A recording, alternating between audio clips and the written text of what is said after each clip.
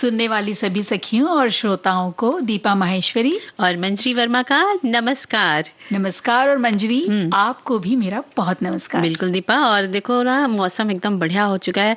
मतलब सर्दी कुछ ज्यादा होने लगी, बारिश क्योंकि लगातार हुई, यहाँ पर भी 1-2 दिन से हो रही थी जी। और वैसे सब जगह भी सर्दी बढ़ चुकी, कहीं कहीं बारिश भी हो रही थी। इस वजह से थोड़ा मौसम ने अपना रंग बदला है। रंग भी बदला है और थोड़ी ठंडक आई है। हाँ, अच्छा भी लग रहा है क्योंकि पिछले कुछ दिनों से यहाँ तो मुंबई में बहुत गर्मी हो रही थी। और देखो दीपा, मौसम जब बदला है तो आज हम लोग जो विषय भी बात करेंगे ना, तो भाई इसमें कुछ गरम गरम चटपटे चीज खाएंगे क्योंकि आज शुक्रवार है और आज हम लोग व्यंजन की बात करते हैं। तो और मंजरी आइए तो कुछ तो अच्छा लेकर आएगी। बिल्कुल। तो कुछ हम लोग व्यंजनों की बात करेंगे, है ना। और उसके लिए तो हमारी सखियां सब तैयार हो जाएंगी नोट करने के लिए।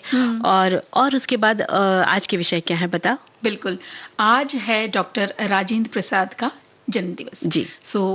उसे हम उनके बारे में जानकारी लेंगे और उन्हें अपनी तरफ से श्रद्धांजलि देंगे। साथ में है वैज्ञानिक वनिता मुथैया, उनके बारे में जानेंगे कि कौन है ये और क्या इनकी उपलब्धियां हैं। जी। और दीपा, आज है विश्व दिव्यांग दिवस, तो इसके बारे में भी हम चर्चा करेंगे और इसके साथ ही भोपाल गैस त्रासदी के बारे में भी हम बातें करेंगे। जी। तो बातचीत शुरू करते हैं और बहुत सारी बातें करनी है अपनी सखियों से, लेकिन सबसे पहले हम बात करते हैं डॉक्टर राजेंद्र प्रसाद के बारे में। सब जानते हैं उनके बारे में, हम बचपन से ही जानते पढ़ते आ रहे हैं, है ना। तो और सब ये भी जानते हैं कि उन्हें प्यार से राजेंद्र बाबू कहते थे। जी। और अब राजेंद्र प्रसाद जैसे ये भी सब जानते हैं कि सच्चाई, सादगी और अपनी ईमानदारी के लिए बहुत प्रसिद्ध थे। आपका जन्म 3 दिसंबर को ही हुआ था 1884 में। बिहार राज्य के सिवान जिले में जीरादेई नामक ये गांव है, वहां पर एक साधारण परिवार में उनका जन्म हुआ। आपके पिता का नाम महादेव सहाय था और माता का नाम था कमलेश्वरी देवी, जो एक गृहिणी और बहुत ही धार्मिक प्रवृत्ति की महिला थी। बिल्कुल।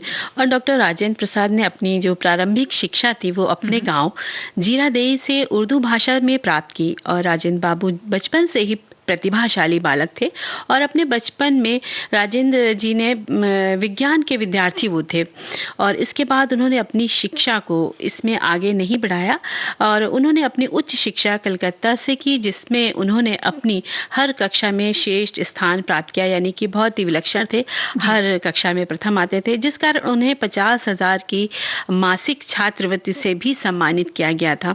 और इसके बाद सन 1902 में इन्हें प्रेसिडेंट कॉलेज में दाखिला मिला। जी। बचपन से ही बहुत मेधावी थे और पढ़ाई लिखाई में बहुत मन लगता था उनका। 1906 में आपने भारत के सबसे बड़े जो छात्र संघ उस वक्त जो हुआ करता था, बिहार छात्र संघ, यहाँ पे उन्होंने बहुत महत्वपूर्ण भूमिका अदा की थी मंजरी। इसके बाद डॉक्टर प्रसाद ने अनेक संस्थाओं के लिए काम किया। उसके बाद अर्थशास्त्र विषय में उन्होंने MA की डिग्री ली। बाद में 1915 में मास्टर इन लॉ, इस परीक्षा में भी उन्होंने श्रेष्ठ स्थान प्राप्त किया और स्वर्ण पदक भी जीता था वहां। अपनी इस प्रतिभा के बल पर डॉक्टर प्रसाद को कई बार सम्मानित किया गया और इनकी शिक्षा के तो चर्चे आसपास होने लग गए। जी। और मास्टर इन लॉ में श्रेष्ठ स्थान प्राप्त करने के बाद आपने 1916 में बिहार और उड़ीसा में कुछ समय के लिए वकालत का कार्य भी किया और आपने वकालत के समय में आपने कानूनन रूप से लोगों को न्याय दिलाकर देश के विकास में अपनी महत्वपूर्ण भूमिका अदा की और खूब नाम कमाया। जी। और आपकी पढ़ाई फारसी में, उर्दू में शुरू हुई थी और बाद में BA में उन्होंने हिंदी ली और वे अंग्रेजी, हिंदी, उर्दू, फारसी और बंगाली भाषा और साहित्य से पूरी तरह परिचित थे। मतलब इतने अच्छे से बोलते थे कि आप ये नहीं कह सकते कि इन्हें जितनी अच्छी हिंदी आती है तो उतनी अंग्रेजी नहीं आती या उतना अच्छी सभी भाषाओं के विलक्षण थे। जी। और इन भाषाओं में जैसे हम बता रहे हैं कि बहुत प्रभावकारी व्याख्यान भी वो देते थे। गुजराती का व्यवहारिक ज्ञान भी उन्हें था और लॉ की जो मास्टर्स डिग्री होती है उस परीक्षा के लिए हिंदू कानून का उन्होंने संस्कृत ग्रंथों से ही अध्ययन किया था। क्या बात। हिंदी के प्रति उनका बहुत ज्यादा प्रेम था। हिंदी पत्र पत्रिकाएं उस वक्त जो हुआ करती थी, जैसे भारत मित्र, भारतोदय, कमला, ये जितने पत्रिकाएं थी बहुत प्रसिद्ध उस वक्त की। उसमें लेख छपते थे इनके, और उनके निबंध सुरुचिपूर्ण और बहुत प्रभावकारी होते थे। बिल्कुल दीपा, और कुछ समय वकालत करने के बाद आपने देश की आज़ादी के लिए लड़ाई की शुरुआत की, और इस समय उन्होंने ब्रिटिश सरकार के विरोध में अनेक आंदोलनों में अपना सक्रिय योगदान भी दिया।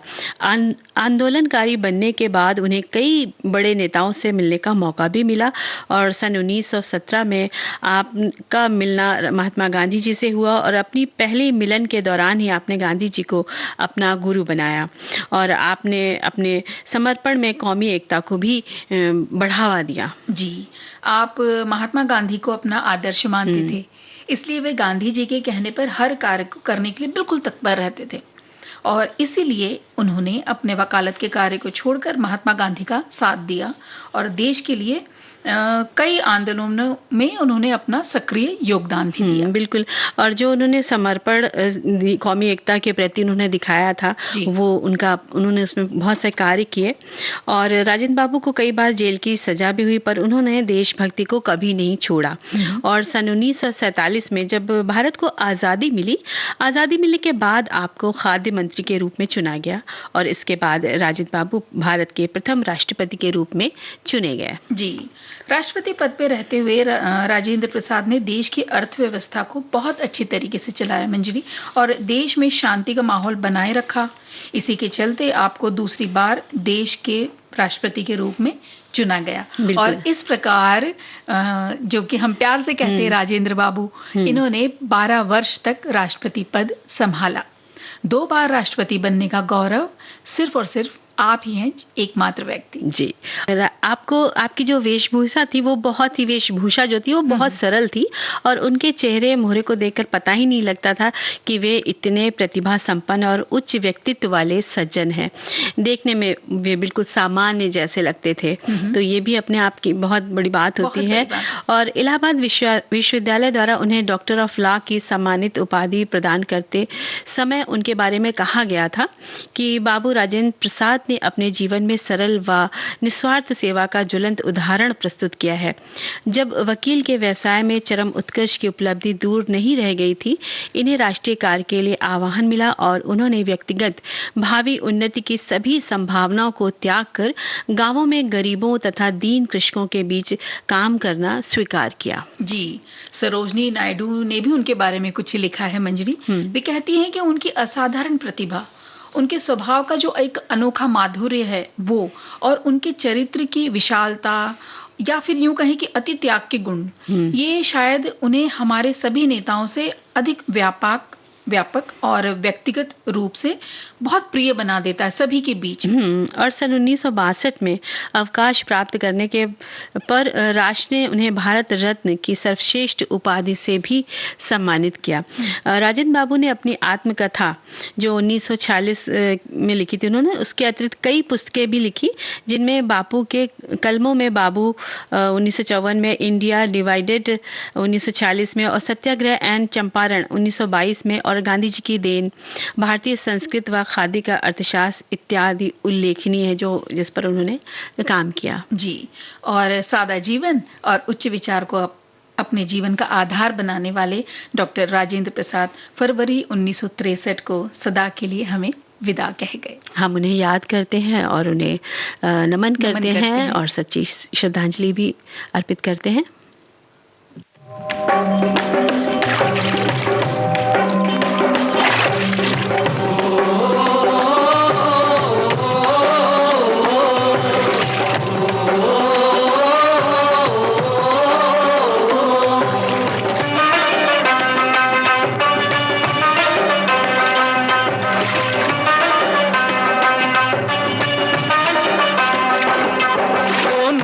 चले चले रे धारा,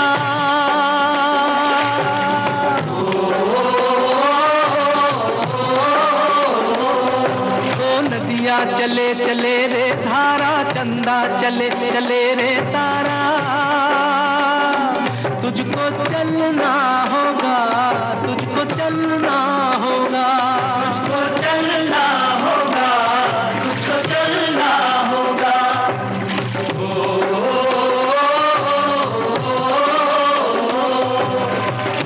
Oh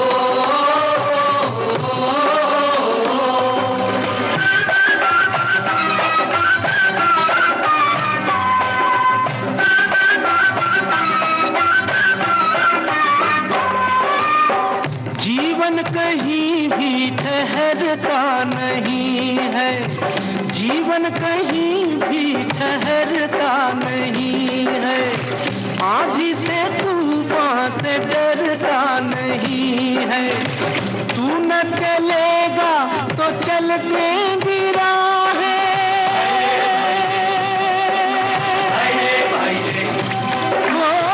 तू न चलेगा तो चल देंगी राहें, मंजिल को तरसेंगी तेरी निगाहें। तुझको चलना होगा, तुझको चलना होगा, तुझको चलना होगा, तुझको चलना होगा। ओ नदियाँ चले चले रे धारा, चंदा चले चले रे तारा, तुझको चलना होगा, तुझको चलना होगा, तुझको चलना होगा, तुझको चलना होगा।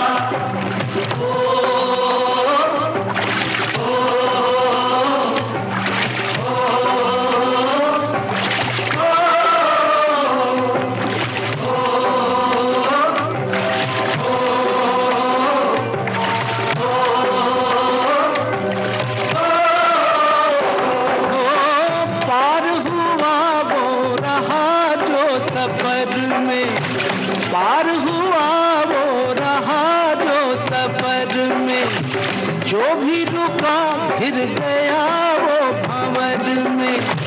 नाव तो क्या बह जाए किनारा,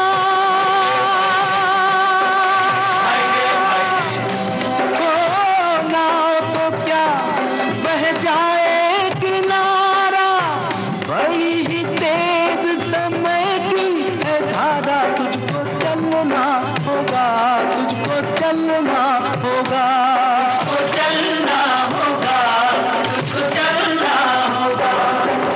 ओ नदियाँ चले चले रे धारा, चंदा चले चले रे तारा, तुझको चलना होगा, तुझको चलना होगा, तुझको चलना होगा, तुझको चलना होगा।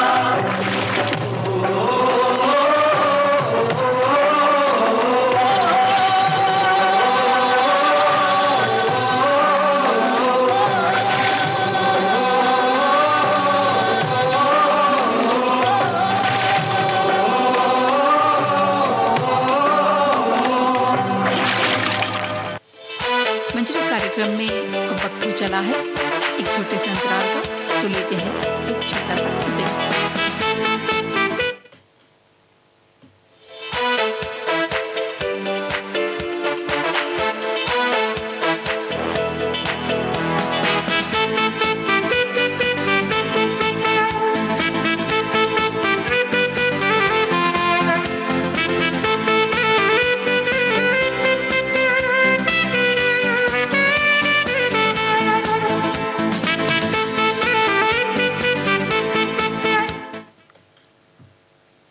ब्रेक के बाद हम फिर लौट गए हैं मंजरी, और हम लोग सभी सखियों, हाँ, और सभी सखियों और श्रोताओं का एक बार फिर से स्वागत करते हैं अंतराल के बाद। और हम बात करने जा रहे हैं, आज विश्व दिव्यांग दिवस है, तो उसके बारे में हम बातें करने जा रहे हैं। अच्छा, मुझे लगा शायद हम पहले वनीता मुथैया के बारे में जानकारी देंगे, पर अब आप कह रही हैं कि दिव्यांग दिवस, तो हम उसके बारे में बात कर लेते हैं। तो आज जैसे 3 दिसंबर राजेंद्र प्रसाद जी का जन्मदिन होता है, उसी तरह से हर साल विश्व में 3 दिसंबर को हम अंतर्राष्ट्रीय दिव्यांग दिवस ये मनाते हैं। और इस दिन का उद्देश्य ये होता है मंजरी, जैसा सब जानते ही हैं कि इनके प्रति व्यवहार में कहीं मतभेद हम देखते हैं, तो ये जो व्यवहार में बदलाव आता है या ये बदलाव लेकर आए और उनके अधिकारों के प्रति उन्हें भी जागरूक हो, उन्हें करें, उन्हें बताएं कि उनके क्या क्या अधिकार हैं।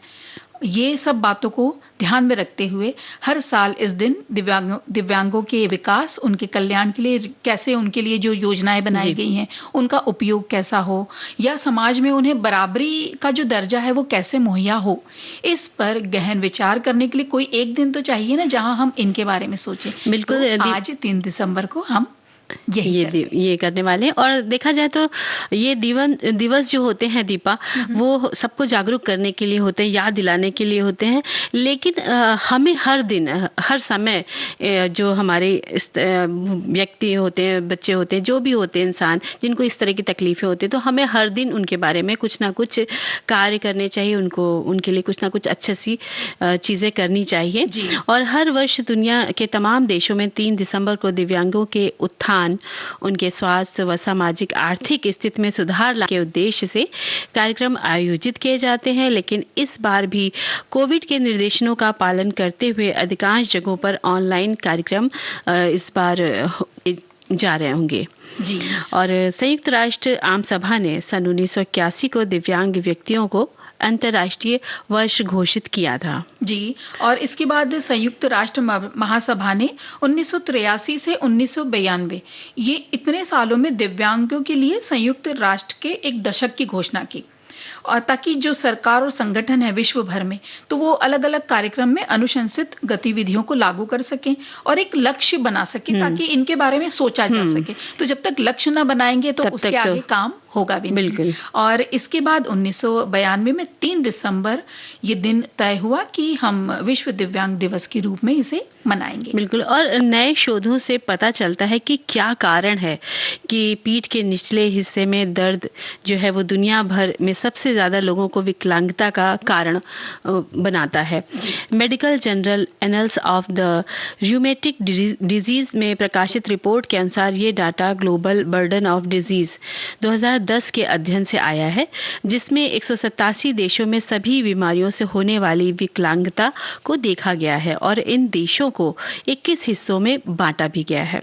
पाया गया है कि हर 10 में से एक व्यक्ति को पीठ के निचले हिस्से में दर्द पीड़ित की जो समस्या है वो हो जाती है। समय पर इलाज नहीं मिलने पर स्थिति गंभीर हो जाती है दीपा, और शरीर का जो निचला हिस्सा है वो काम करना बंद कर देता है। जी।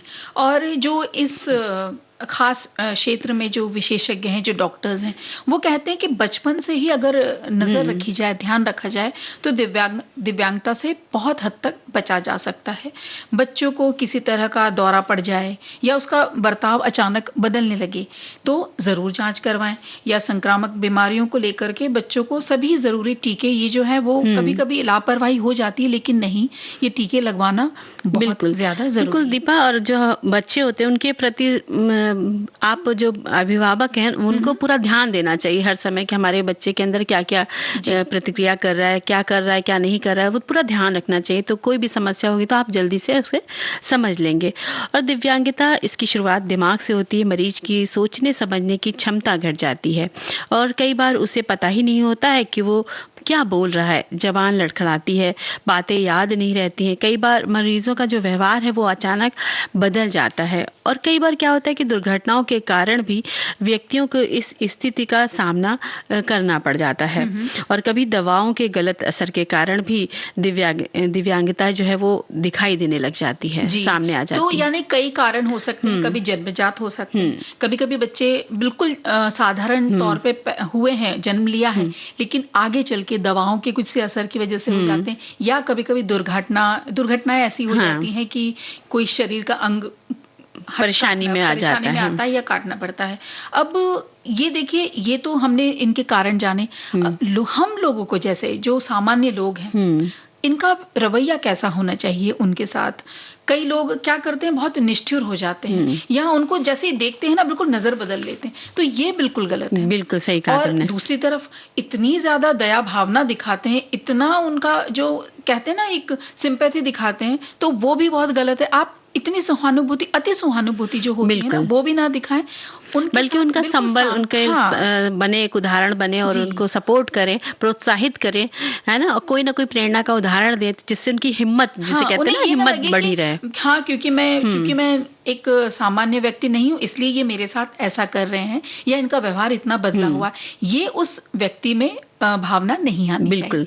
और उनमें योग्यता बहुत होती है और हमारा प्रयास ऐसा होना चाहिए कि हम उनके गुणों को उजागर करते हुए उन्हें प्रोत्साहित करें और ऐसे उनके लिए रास्ते ढूंढें कि वो भी सामान्य जीवन जी सके, अपनी क्षमताओं को सामने ला सके। यानी उनके अंदर कोई ना कोई गुण तो हर व्यक्ति में होता है, तो उनके अंदर भी गुण है, वो हमें समझना है, हमें जानना है और उनके आसपास जो परिवार के सदस्य रह रहे हैं उन्हें समझना है। तो इस तरह से जब हम उनको आगे बढ़ाएंगे, उनकी बात को समझेंगे और उनके लिए वो कार्य करेंगे जो वो करना चाहते हैं, सहयोग करेंगे, तो वो हमेशा उस क्षेत्र में आगे बढ़ने के लिए खुद भी अपने अंदर से हिम्मत जुटा लेंगे। और उनमें भी किसी एक क्षेत्र को लेकर गुण रहता है, जैसा हमने कहा ही है, तो बस हम सबको खोजना है और जो अगर प्रशिक्षण उन्हें जिस तरह से दिलाया जा सकता है किसी भी क्षेत्र में कुछ सिखाने के लिए, तो वो प्रशिक्षण भी उनको दिया जाए, वो इस तरह से उनको ट्रेनिंग दी जाए कि वो स्वावलंबी बन सके, अपने ऊपर ही डिपेंडेंट रहे, वो किसी पे निर्भर ना रहे। और ऐसे कई सारे कार्यक्रम होते हैं, योजनाएं होती हैं और ऐसे स्कूल्स भी होने लग गए हैं, पढ़ाई भी कुछ इस तरह होती है जहाँ पे कि न सिर्फ शैक्षणिक इस कुछ ऐसे कला सिखा दी जाती है, कुछ इस तरह के रोजगार के माध्यम उनके लिए खुल जाते हैं ताकि वो आगे चल करके अपना जीवन यापन अपने ही बल पर कर सके, किसी और पर निर्भर ना रहे, वो किसी और में अपना सहारा ना ढूंढे।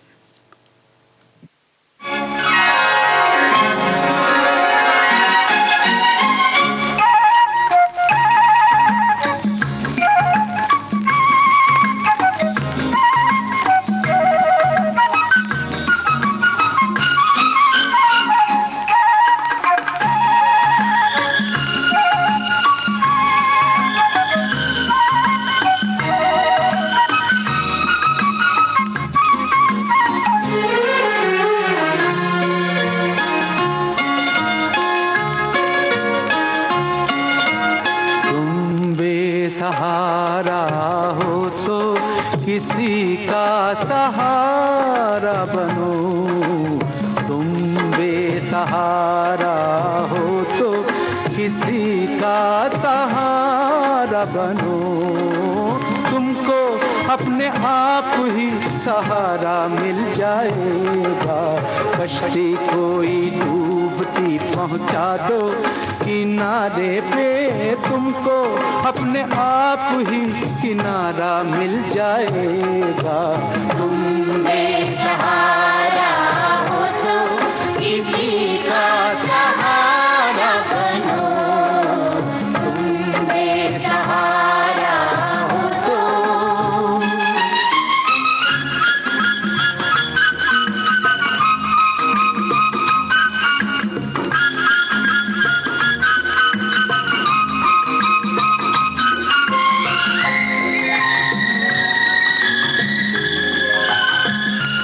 हंसकर जिंदा रहना पड़ता है, अपना दुख खुद सहना पड़ता है। रास्ता चाहे कितना लंबा हो, दरिया को तो बहना पड़ता है, दरिया को तो बहना पड़ता है।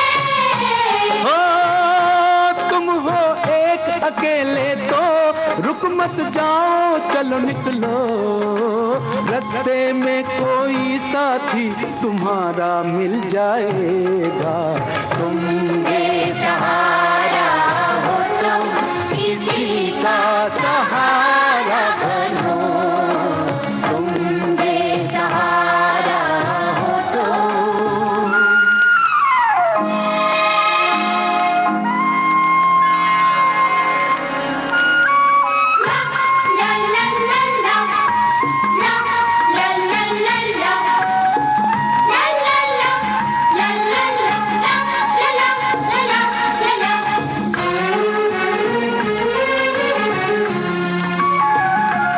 जीवन तो एक जैसा होता है, कोई हंसता कोई रोता है।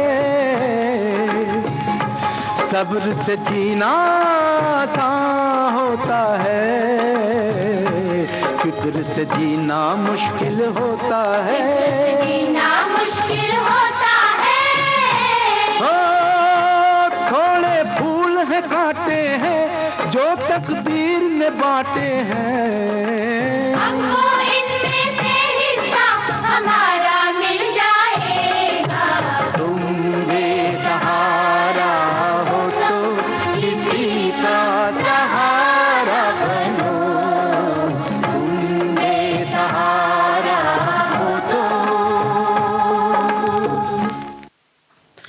दीपा, शुक्रवार के दिन हम लोग बात करते हैं, सौंदर्य की भी बात करते हैं ना, कुछ टिप्स बताते हैं। तो देखो, सर्दियों का मौसम है और त्वचा जो होती है थोड़ी सी रूखी हो जाती है, तो इसको मॉइस्चराइज करने की जरूरत पड़ती है। तो आप इसको मॉइस्चराइजर लगा के उसका इस्तेमाल करें, या आप घर पर भी बना सकते हैं। जैसे आप एलोवेरा है या कोकोनट है या शिया बटर है या हर्बल ऑयल्स है, इनको भी लगा करके आप अपनी त्वचा को नमी प्रदान कर सकती है ना। और या आप 2 बड़े चम्मच दूध, उसमें 1 चम्मच बादाम का पाउडर मिलाकर उसका पेस्ट बना लीजिए और उसको 10 मिनट तक लगा रहने दीजिए और उसके बाद आप चेहरे को साफ पानी से धो लीजिए। तो ये जो पैक है, इसको हर रात आप सोने के समय लगाएंगे तो वो आपके लिए फिर अच्छा रहेगा, आपकी त्वचा जो है मुलायम बनी रहेगी, है ना। और एक और है जो आप बोल रही थी ना मंजरी, तो मुझे याद आया कि आधा हिस्सा ले लीजिए ग्लिसरीन। तो अगर मान लीजिए 1 चम्मच ग्लिसरीन लिया तो आप ले लीजिए 2 चम्मच नींबू और 2 चम्मच लीजिए गुलाब जल। ये तो बहुत अच्छा है। 2 चम्मच ग्लिसरीन, 2 चम्मच गुलाब जल, और आधा हुआ तो 1 हुआ ना, तो 1 ग्लिसरीन, और इसको मिला करके एक बोतल में रख ले बोतल में कांच की कुछ छोटी सी शीशी आती है ना, वो उसमें भर के और खूब अच्छा उसको एक मिला करके रख दिए और इसको रख लीजिए। और ये बिल्कुल घर में बाहर रख लीजिए। सबको कहिए कि बस यही आपका कोल्ड क्रीम है, ये लगाइए, तो इससे भी बिल्कुल मुलायम रहती है त्वचा। बिल्कुल, बहुत अच्छी तुमने बताई है ये सौंदर्य की। भूल गई थी ना? नहीं, मुझे याद आ गया। कभी कभी क्या होता है, सबको पता रहता है लेकिन एकदम से कोई बोलता है तो फिर सब याद आ जाता है ना। और इसी तरह ओठों की बात आती कि उस समय बहुत नर्म होते हैं ओठ, तो सर्दियों में फटने लग जाते हैं। तो आप अपने घर में देशी घी लगा सकते हैं या मलाई भी लगा सकते हैं, इसको पसंद है, आसान है ना। और या पेट्रोलियम जेली आती है या विटामिन ई युक्त बाम वगैरह आते हैं, आप वो लगा सकते हैं।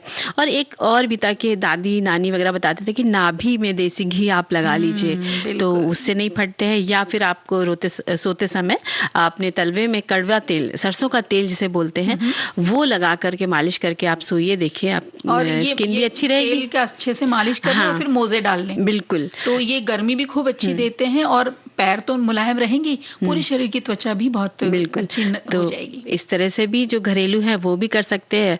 और हाथों की जो ये तो उसमें आप क्रीम वगैरह लगा सकते हैं, जो अभी गुलाब जल और ग्लिसरीन और नींबू का बताया है, और इसमें तो वो भी लगा सकते हैं। छोटी सी बात याद आ रही है, अगर यही जो गुलाब जल, ग्लिसरीन और नींबू वाली बात है ना, इसमें आप थोड़ा सा मलाई भी डाल लीजिए और जब आप स्नान करने जाते हैं उसके 1 घंटे पहले इसको लगा लीजिए। और जब आप नहाने के लिए तैयार हैं कि भाई हाँ नहाना है, स्नान करना है, तो आप उसको मल लीजिए, घस बिल्कुल अच्छा रब कर लीजिए।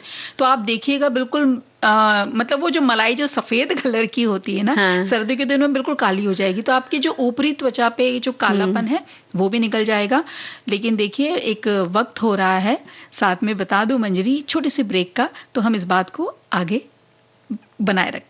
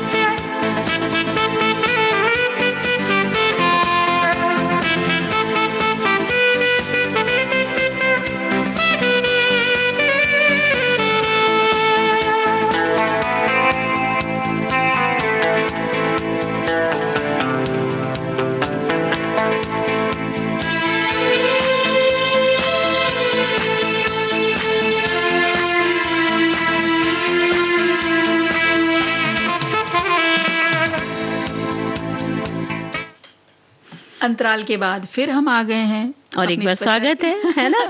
और तुमने बात करी थी ना कि हम लोग सौंदर्य की बात कर रहे थे, तो फिर बताएंगे। तो देखो, पैरों को क्यों हम भूल जाएं, क्योंकि पैर की तो बहुत देखभाल करनी पड़ती, क्योंकि दिन भर हम पैरों से चलते हैं और धूल गर्द, और जिनकी त्वचा बहुत रूखी होती है तो बिल्कुल फट जाते हैं। और दिन भर हम चलते हैं तो धूल गर्दा भी बहुत लगती है। तो सबसे पहले तो अपने पैरों को हमेशा साफ रखें, जब भी आए कहीं बाहर से तो अपने पैरों को धो लें। और उस पर भी आप मॉइस्चराइजर लगा सकते हैं, ग्लिसरीन वाला पैक लगा सकते हैं, या आप जो पेट्रोलियम जेली होती है या ग्लिसरीन होता है इसको लगा सकते हैं।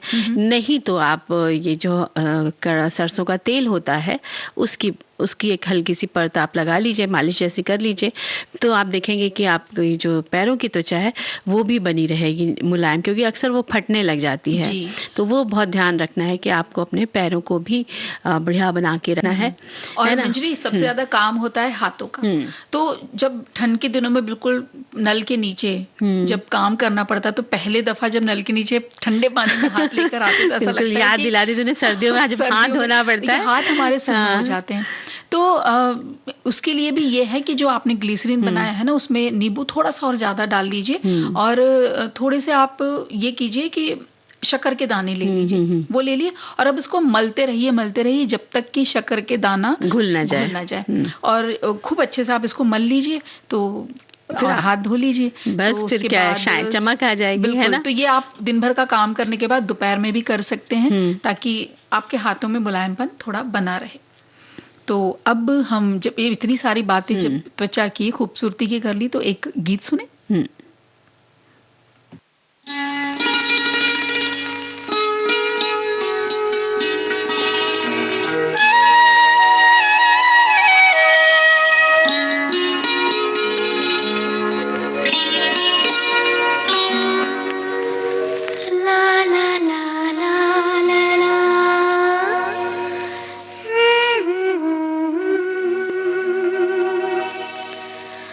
La la la la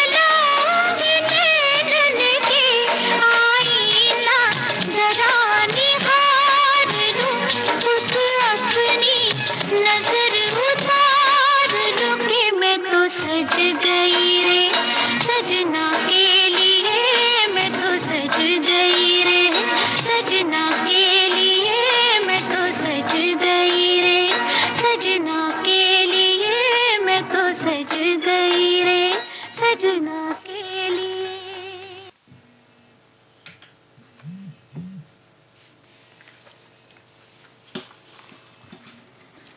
मंजरी, हमने कितना सुंदर गाना सुना इस वक्त, है ना? और देखो ना, जब बात सजने संवरने की है तो वहां पे तो एक स्त्री की जो सुंदरता है उसके बारे में बहुत बातें होती हैं, बहुत कविताएं लिखी हैं, बहुत उसके बारे में चर्चाएं होती हैं और न जाने क्या क्या शायरियां भी बनी हैं। लेकिन या वही यही स्त्री अगर संसद में बैठकर देश का बजट पेश करे या दुनिया की सबसे ऊंची चोटी माउंट एवरेस्ट को फतह भी कर लेती है, या फिर अथाह समुद्र की गहराई में झांकना हो या अंतरिक्ष की ऊंचाई में अपनी उपस्थिति देनी हो, तो वो भी दर्ज कर लेती है। बिल्कुल। और आजकल महिलाएं जो है वो कहाँ से कहाँ पहुंच रही हैं, है ना?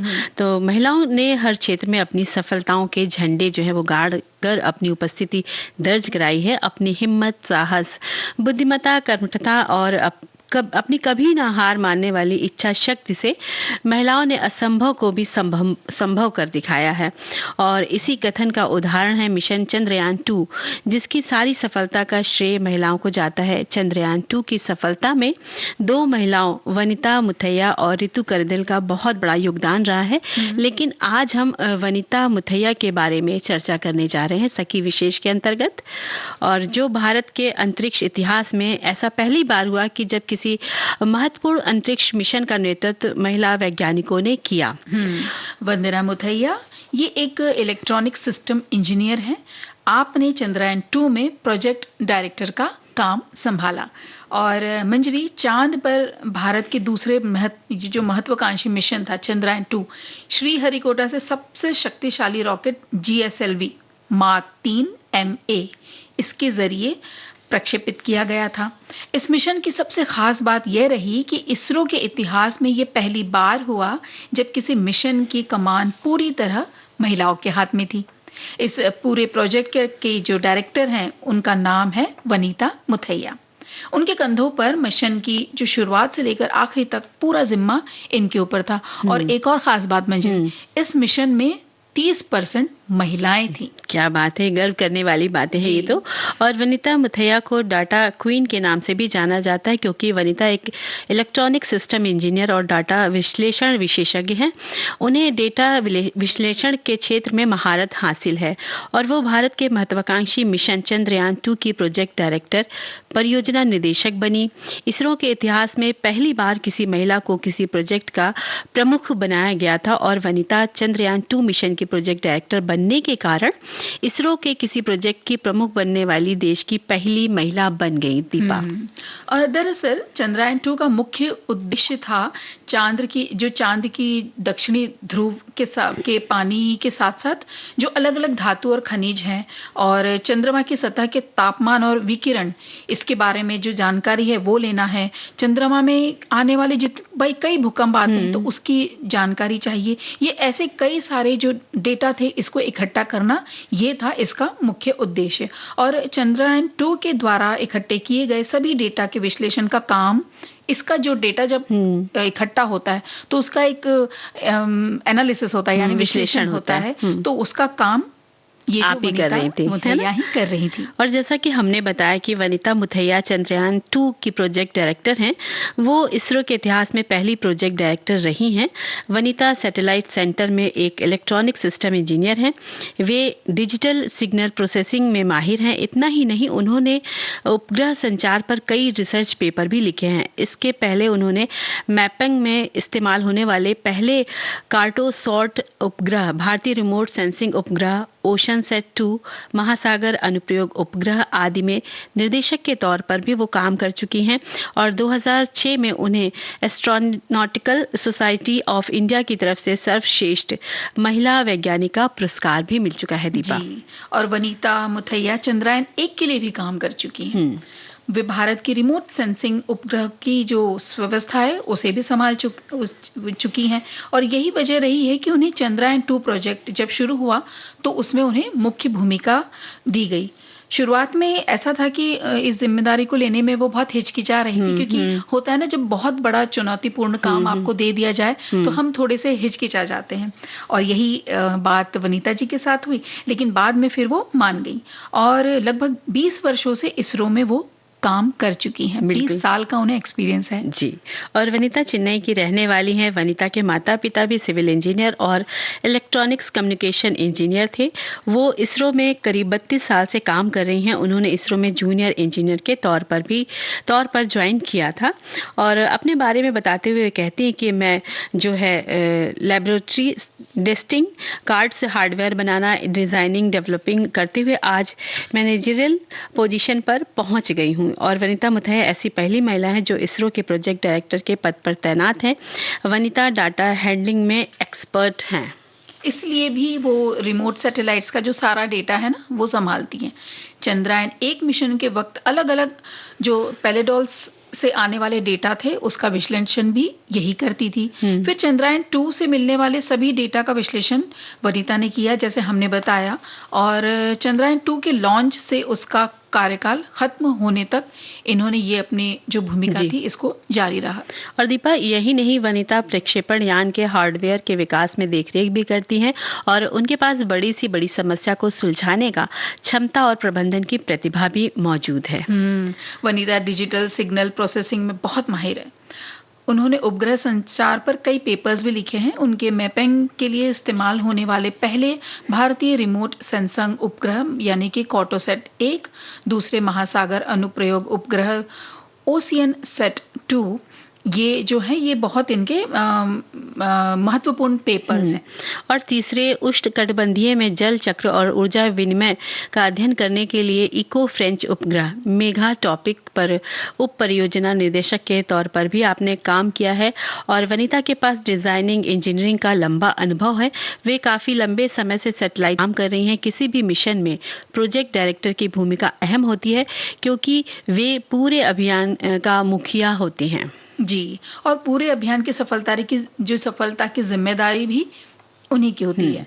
तो अगर सफल हो गया तो जिम्मेदार वो, और अगर असफल हुआ तो दोष भी उसी पर ही लगता है। और काफी कहते हैं ना कि किसी भी अंतरिक्ष अभियान में एक से ज्यादा मिशन डायरेक्टर हो सकते हैं, लेकिन प्रोजेक्ट डायरेक्टर केवल एक ही होता है। तो प्रोजेक्ट डायरेक्टर के ऊपर एक प्रोग्राम डायरेक्टर होता है। तो बस इतने ही जो सीनियरिटी रहती है। फिर अंतरिक्ष यान में डेटा हैंडलिंग का बहुत अधिक महत्व रहता है और यही अंतरिक्ष यान के सभी कार्यों को क्रियान्वित करते हैं। और यह किसी भी अंतरिक्ष मिशन का सबसे महत्वपूर्ण हिस्सा है। डेटा हैंडलर को अंतरिक्ष यान पर डेटा के सभी रूपों को मैनेज करना होता है, यानी कैसे कैसे वहां से जैसे जैसे इंफॉर्मेशन आती जाती है वो आपको कौन से फाइल में क्या चीज रखनी है और फिर उसका विश्लेषण करना। तो ये बहुत ही ज्यादा जिम्मेदारी वाला काम है। बिल्कुल।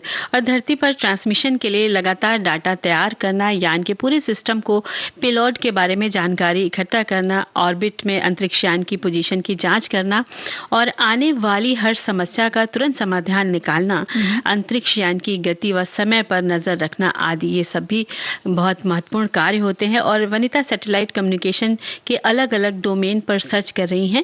उनकी रिसर्च इसरो की आधिकारिक साइट पर उपलब्ध है। और वनीता को 2006 में सर्वश्रेष्ठ महिला वैज्ञानिक के अवार्ड से भी नवाजा जा चुका है।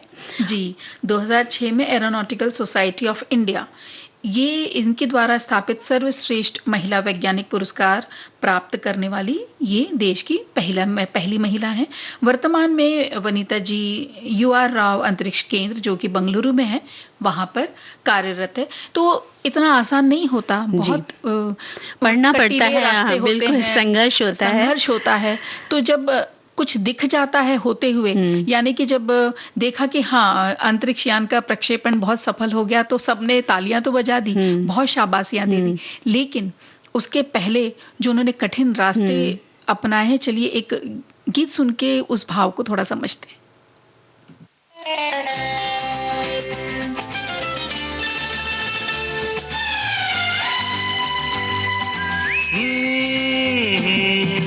ऊंचे नीचे रास्ते और मंजिल तेरी दूर, ऊंचे नीचे रास्ते और मंजिल तेरी दूर, राह में राही रुक ना जाना हो करके मजबूर। ऊंचे नीचे रास्ते और मंजिल तेरी दूर, ऊंचे नीचे रास्ते और मंजिल तेरी दूर, राह में राही रुक ना जाना हो करके मजबूर। ऊंचे नीचे रास्ते और मंजिल तेरी दूर।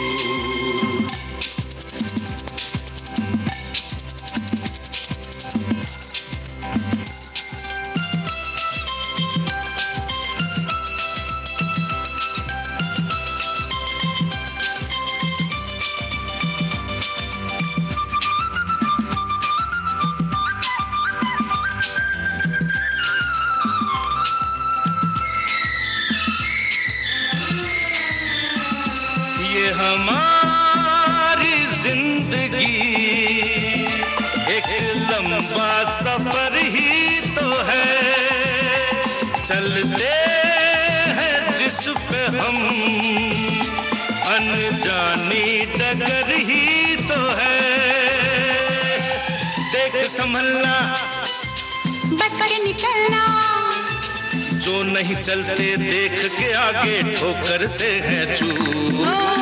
ऊंचे नीचे रास्ते और मंजिल तेरी दूर, ऊंचे नीचे रास्ते और मंजिल तेरी दूर, राह में राही रुक ना जाना हो करके मजबूर। ऊंचे नीचे रास्ते और मंजिल तेरी दूर।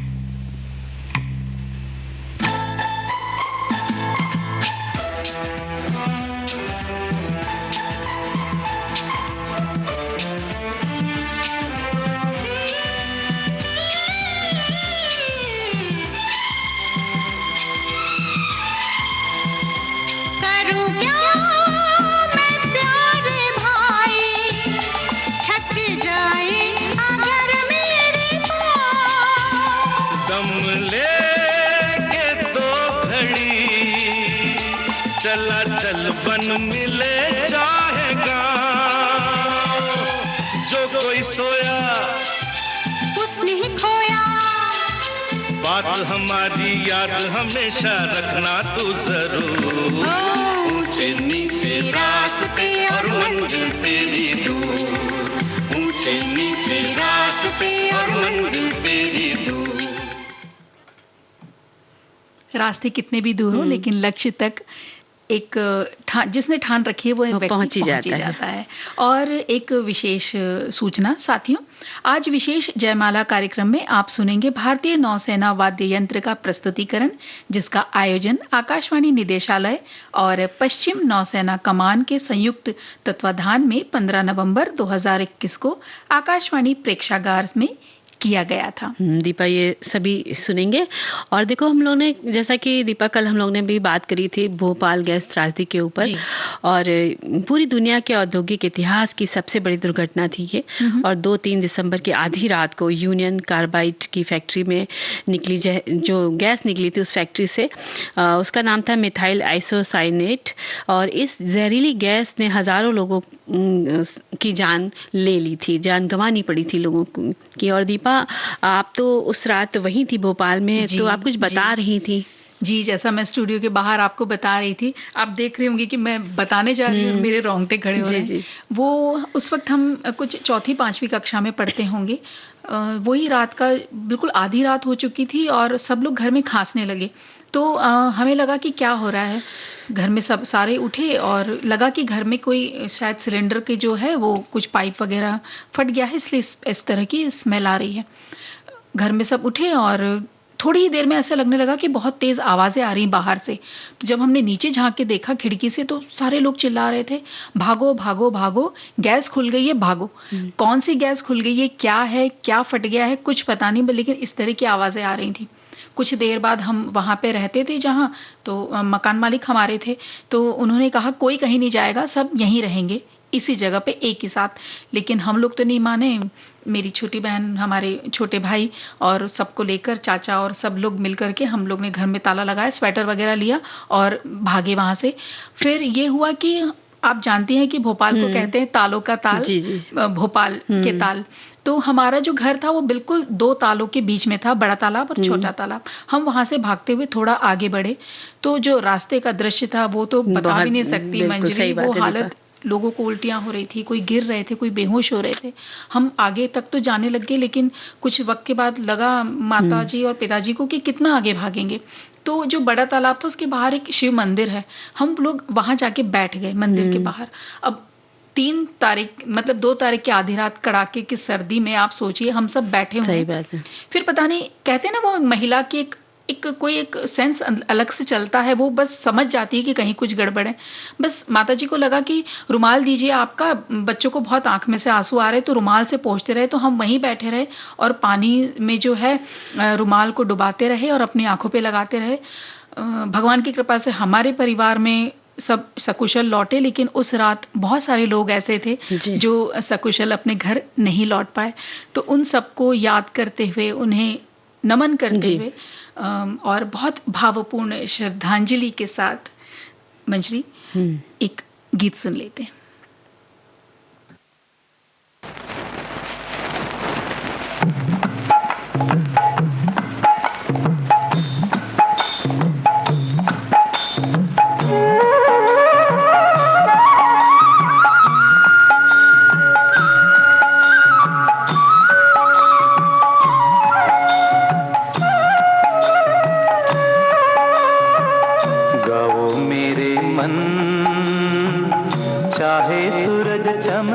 चाहे लगा हो ग्रहण,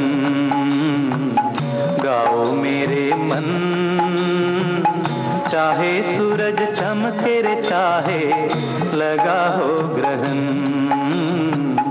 गाओ मेरे मन।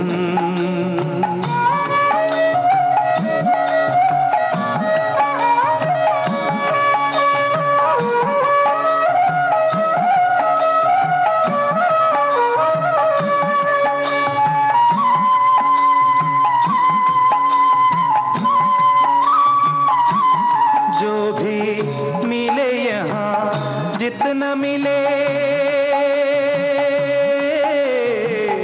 उसी में खुश हो ले,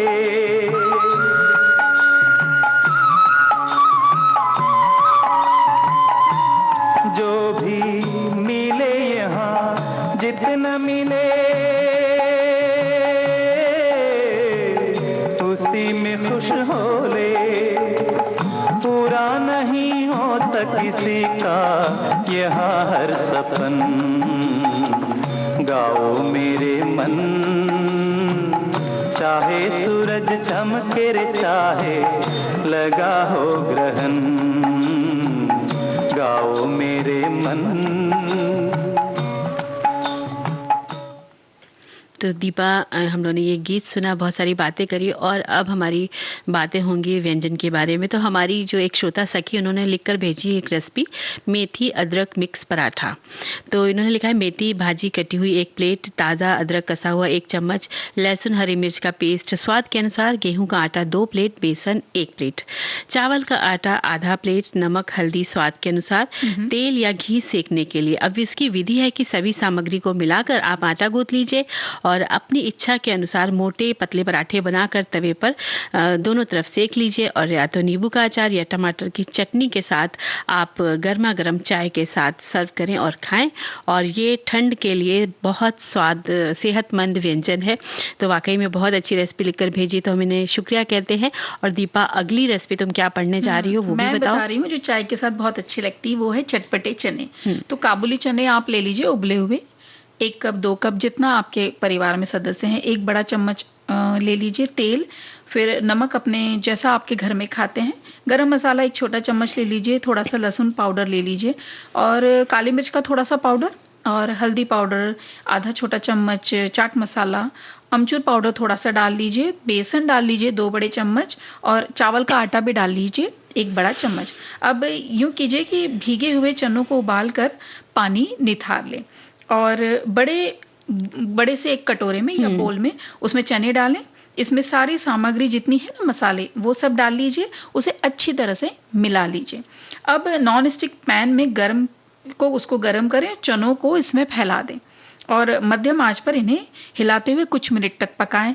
फिर उसको आप यूं कीजिए कि वैसे तो आप देखिए ऐसे भी खा सकते हैं या फिर आप इसको थोड़ा बाहर निकाल लीजिए, थोड़ा सा ठंडा हो जाएगा। उसके बाद आप चाहें तो इसमें बारीक कटी प्याज, सब मिला के बारीक कटी हरी मिर्च और टमाटर, ये ककड़ी है हो गई आपकी, गाजर हो गया, नींबू निचोड़ लीजिए, उसके ऊपर थोड़े से अनार के दाने डाल दीजिए। तो ये एक बहुत टेस्टी बन जाएगा। मतलब आप चाहें तो कभी यूं लगता है ना कि रात को आज कुछ खाना नहीं है, तो इस सलाद के बोल को भी आप खा के अपना पेट भी भर सकते हैं, मतलब नाश्ते में भी और खाने में भी।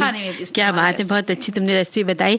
और इसी तरह जैसे आलू का भरता बनाते हैं सैंडविच के लिए, वो भरता बना लीजिए और मैदे की आप बड़ी सी रोटी बेलिए और उसके अंदर आलू का भरता भरिए और उसको रोल कर लीजिए और उसके रोल करने के बाद चाकू से गोल गोल पीसेस काटिए और हाथ से दबा के हथेली से आप गर्मा गर्म तेल में तल लीजिए, तो वो आपके रोल तैयार हो जाएंगे। और एक और तरीका बताऊं, जब आप घर में अगर उबले हुए चावल जो सुबह बनाए चावल अगर बच गए वो इसमें मिला लीजिए, तो ऊपर से थोड़ा सा ऑलिव ऑयल थोड़ा सा लीजिए साइड में, उसमें नमक काली मिर्ची डाल के उसको एक ऑयल का जो सॉस होता है ना ऊपर से, वो खूब अच्छे से फेंट लीजिए, इसको डाल लीजिए ऊपर से, सलाद के पत्ते डाल लीजिए। तो ये एक जो रिसोटो करके जो कॉन्टिनेंटल या इटालियन टाइप का जो डिश होता है वो तैयार हो जाएगी। तो होता तो सब हिंदुस्तानी मिक्स ही है। सही बात है दीपा।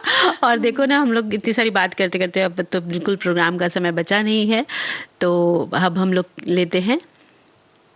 मन तो नहीं है लेकिन लेना पड़ेगा ना। विदा लेने का समय आ गया है, तो दीपा माहेश्वरी और मंजरी वर्मा का नमस्कार।